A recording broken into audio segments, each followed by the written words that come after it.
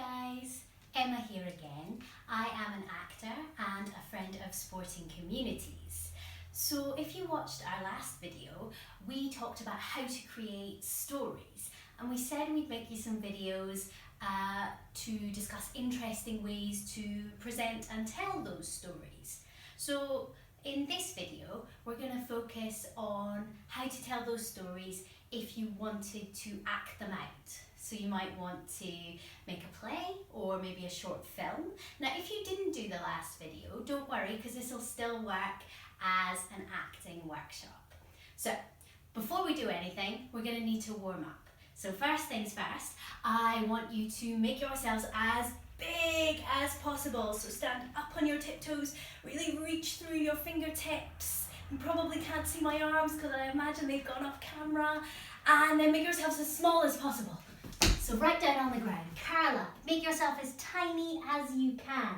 And then make yourself as big as possible again. Right up on your tiptoes, reach through the fingertips, and then as small as you can. Right down on the floor, and then big, and then small, and big, and small, and big, small, big, small, big, big.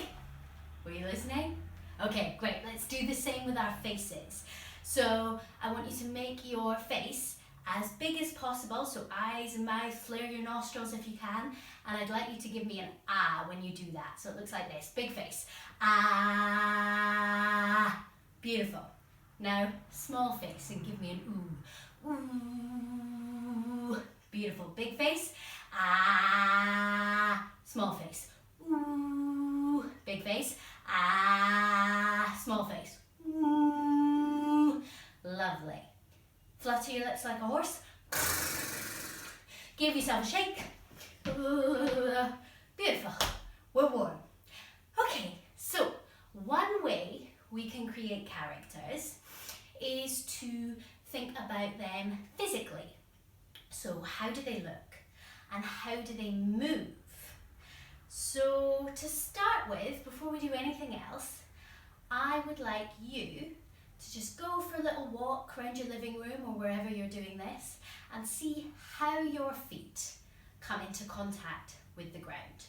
So I'm going to do this on the spot so you can see me, but feel free to wander around. I'm going to move back so you can see my feet, hopefully. So just see, walking normally, how your feet touch the ground. So some people go heel toe, heel toe. Some people go toe heel, toe heel, toe heel. Some people put their full foot down, a bit flat-footed.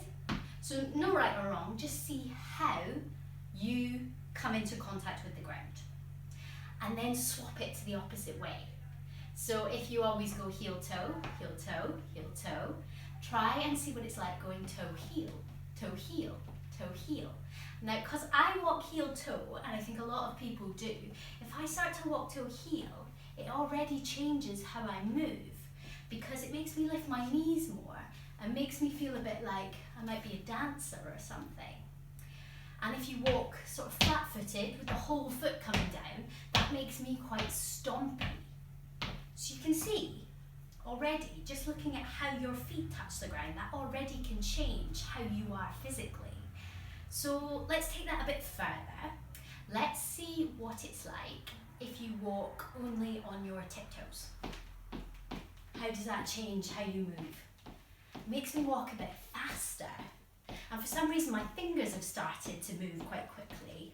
And it makes me sort of feel like I want to look around from side to side.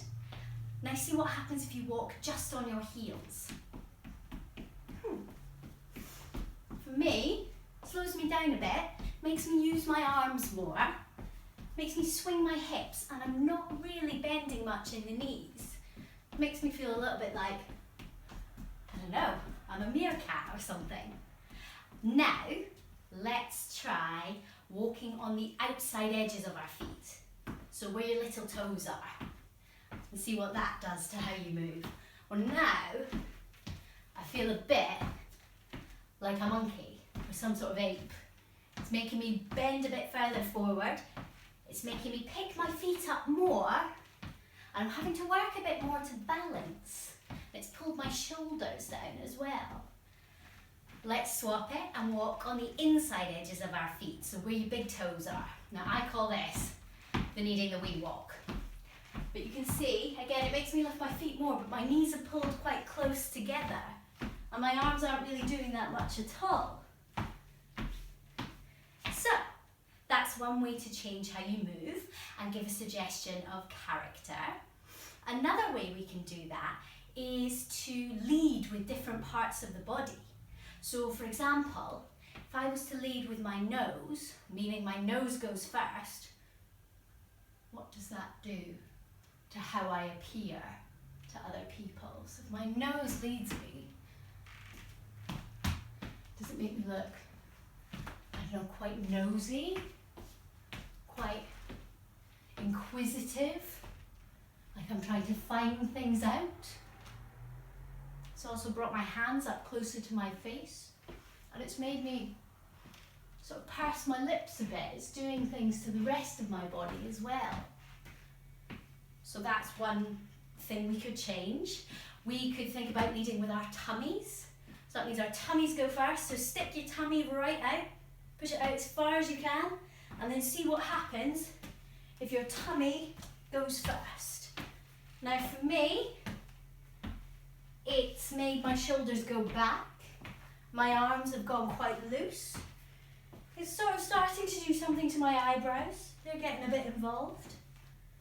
And I've got a bit of bounce to how I walk now.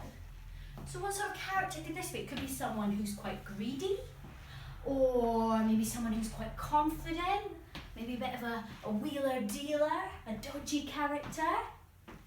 Let's try one more. Maybe we could try someone that leads with the chest. So if I take my chest out, automatically I seem to come a bit higher, so I'm up on my tiptoes, and oh, my chest is leading, oh, and it's making me feel like, oh, I'm in a bit of a rush, but also a bit ditzy, because my arms are all over the place. Oh, maybe I'm someone a bit posh. Yeah. So, those are some really easy ways that we can start to create character from the outside. So if we think back to your stories that you thought up the last time we did one of these videos, we could pick one of the characters you have. So maybe your main character or a villain if you had one, and think about how we might start to show that character physically. So it might not have even been human, it might have been an alien, in which case, you know, how would an alien move? Would they move more like an animal? Would they lead with their eyes maybe if they've come to a new planet? Or maybe you had an older character in one of your stories, in which case, do the shoulders start to round in? Maybe they take a hand to their back, maybe they've got a walking stick, maybe they move quite slowly. Or do you have a superhero character? Maybe that would be someone who led with the chest, was quite proud and confident, and had a really solid walk. So, that's a really easy way to start working on character. And once you've found the physicality of your character, you can start to think about how your character might speak. And that's what our next video is going to be on. So make sure you come back for that one. We can't wait to hear about all the crazy characters you come up with, so let us know all your ideas. And you could always get some costumes as well. Maybe you could do a bit of dress up. So have fun, guys.